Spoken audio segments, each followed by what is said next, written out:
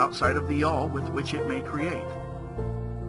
Well, then, secondly, man procreates or reproduces his kind by the process of begetting, which is self-multiplication accomplished by transferring a portion of his substance to the offspring.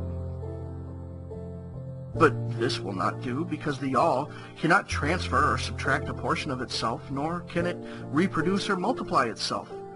In the first place, there would be a taking away, and in the second case, a multiplication or addition to the all, both thoughts being an absurdity. Is there no third way in which man creates? Yes, there is. He creates mentally, and in doing so, he uses no outside materials, nor does he reproduce himself, and yet his spirit pervades the mental creation. Following the principle of correspondence, we are justified in considering that the all creates the universe mentally, in a manner akin to the process whereby man creates mental images. And here is where the report of reason tallies precisely with the report of the illumined, as shown by their teachings and writings. Such are the teachings of the wise men. Such was the teaching of Hermes.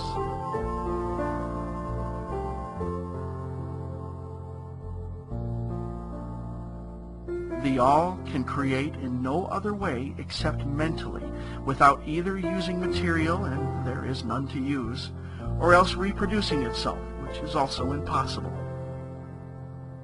There is no escape from this conclusion of the reason, which, as we have said, agrees with the highest teachings of the illumined.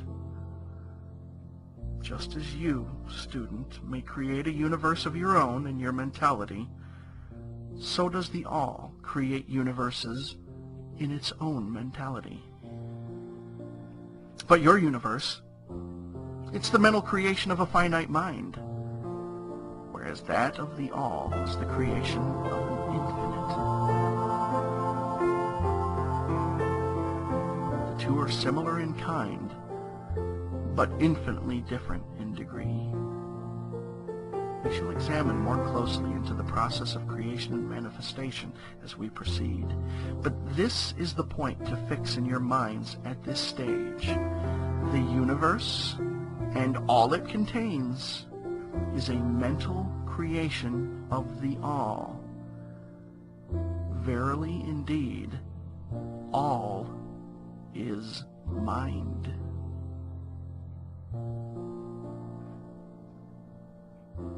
A quote from the Kybalion. The all creates in its infinite mind countless universes which exist for eons of time, and yet to the all, the creation, development, decline, and death of 1,000,000 universes is as the time of the twinkling of an eye.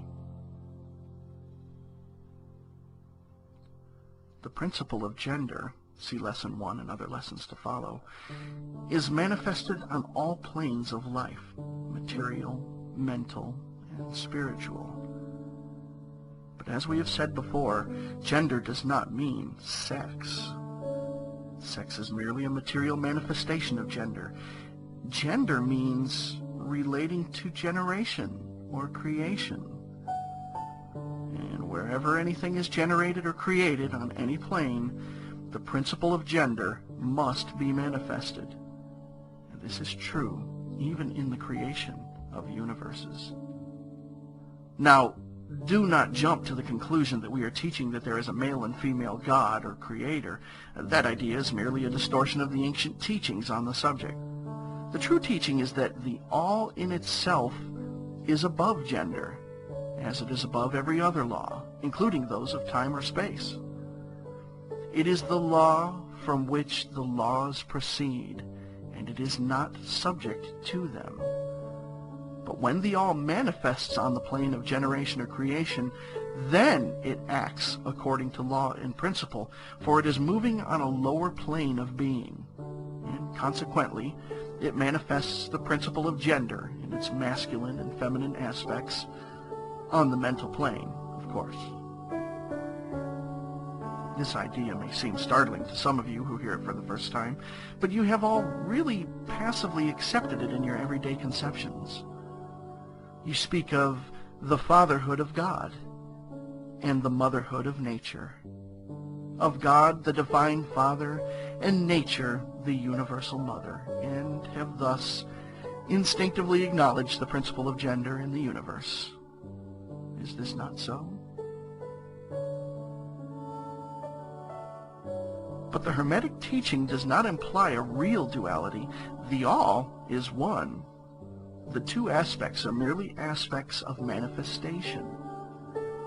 The teaching is that the masculine principle manifested by the all stands, in a way, apart from the actual mental creation of the universe.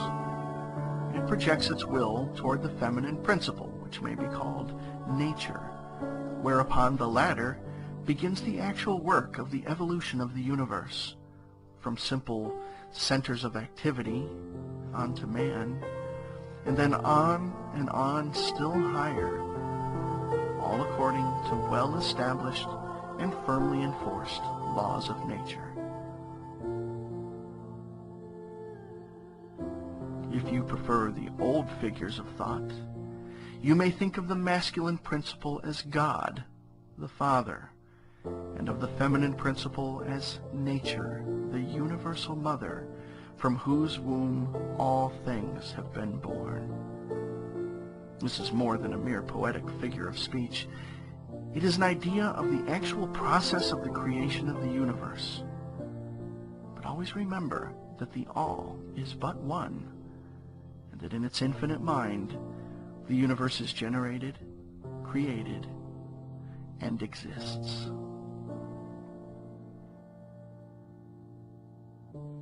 It may help you to get the proper idea if you will apply the law of correspondence to yourself and your own mind. You know that the part of you which you call I, in a sense, stands apart and witnesses the creation of mental images in your mind. The part of your mind in which the mental generation is accomplished may be called the me, in distinction from the I, which stands apart and witnesses and examines the thoughts, ideas, and images of the me. As above, so below, remember. And the phenomenon of one plane may be employed to solve the riddles of higher or lower planes. Is it any wonder that you, the child, feel that instinctive reverence for the all, which feeling we may call religion, that respect and reverence for the Father mind? Is it any wonder that when you consider the works and wonders of nature, you're overcome with a mighty feeling which has its roots away down in your innermost being? It is the mother mind that you are pressing close up to, like a babe to the breast.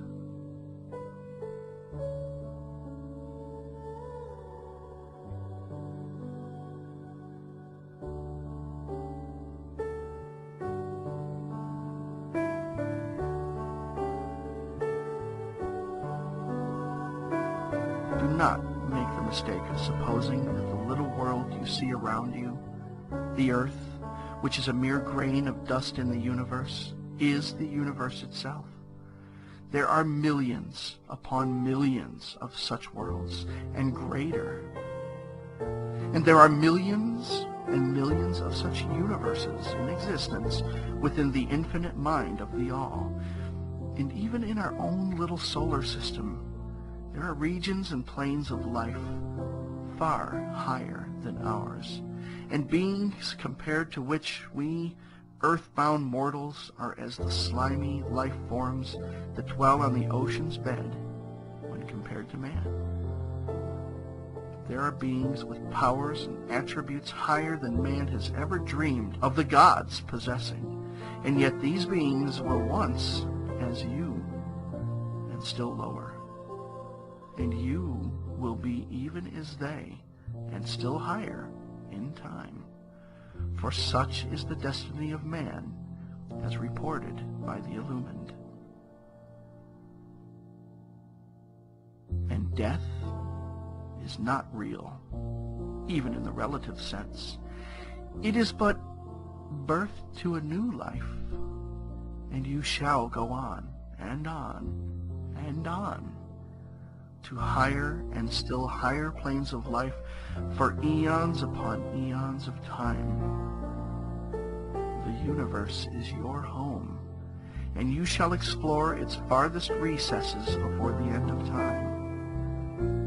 You are dwelling in the infinite mind of the All, and your possibilities and opportunities are infinite, both in time and space.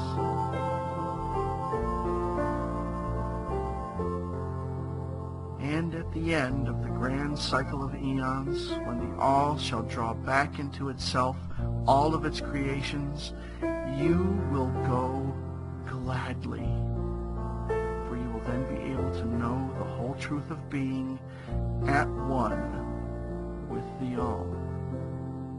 Such is the report of the illumined, those who have advanced well along the path. And in the meantime, rest calm and serene. You are safe and protected by the infinite power of the Father, Mother, Mind.